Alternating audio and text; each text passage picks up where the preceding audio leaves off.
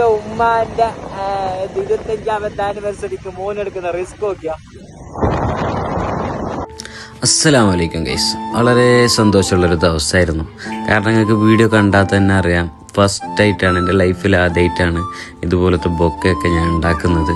പക്ഷേ ആ ഒരു ആദ്യത്തെ പുതുമയുടെ കുറവൊന്നും ഇല്ലാതെ തന്നെ നല്ല രീതിയിൽ അത് ഉണ്ടാക്കാൻ പറ്റി. കാരണം നമ്മുടെ പാർട്ട്ണറിൻ്റെ ഉമ്മയുടെയും ബാപ്പയുടെയും 25th ആനിവേഴ്സറി ആയിരുന്നു. അപ്പോൾ ഉമ്മയ്ക്ക് സർപ്രൈസ് കൊടുക്കാൻ വേണ്ടിയിട്ട് ബാപ്പയാണ് നമ്മളെ ഏൽപ്പിച്ചത്. റോയൽ മിറാഷും വയലറ്റ് ഹാർമോണിയുമാണ് നമുക്ക് ഓർഡർ വന്നത്.